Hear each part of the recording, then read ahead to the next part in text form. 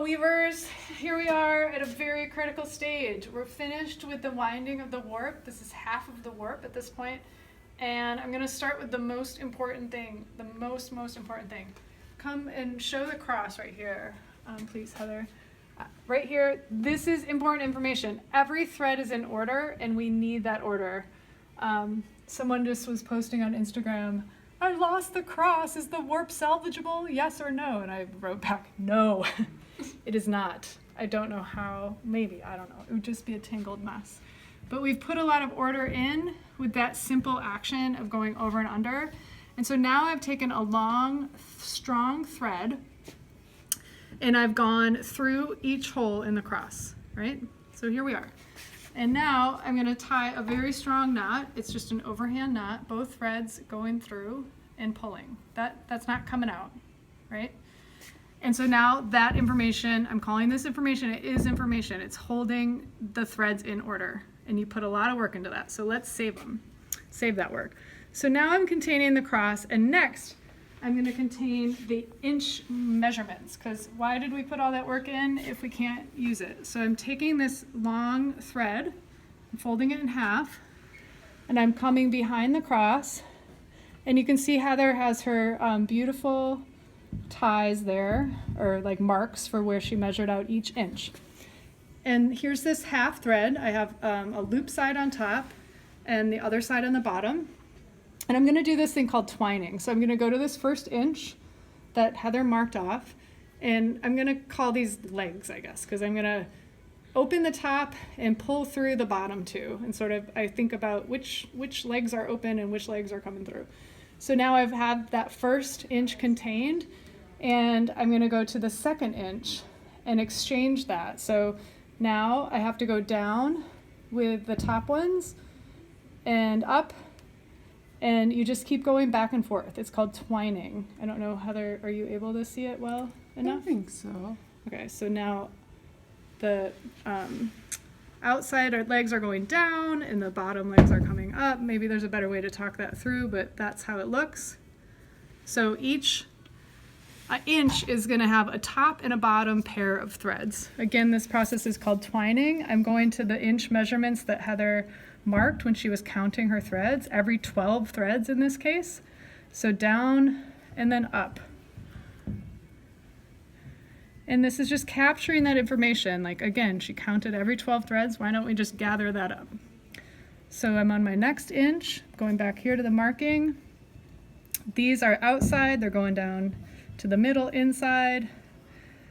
It's going up. So there's two actions, up and down and inside and out. So going down the middle. Could probably be a little swifter with this, but we're gonna be fine. Take it slow. So right now it's kind of spread, but you can see when it comes together, see how that's looking? Oh, we missed a pink one. Oh, thank you. Or salmon. So that's no problem. Just go back, catch it. So this one comes out and down. Come on there. You're gonna feel not dexterous, just like me. I'm feeling not very dexterous right now, but just be patient. I only have 3 more to go. This is hopefully gonna save us time when we go to put this in the reed. Or sorry, the rattle.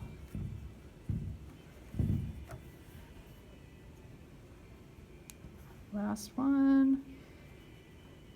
And if this isn't totally perfect, we will survive, but let's do our best.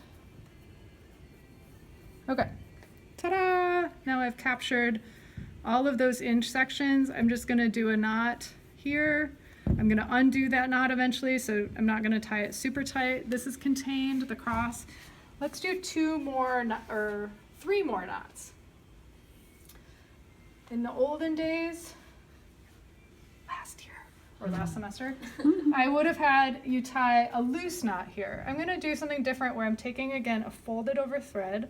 I'm pulling it through very tight. I wanna try to see if having this tight makes our warp stay in order. I've split the 2 remaining threads and I'm just gonna tie it once and then do it one more time, and it's kind of like a half shoe tie.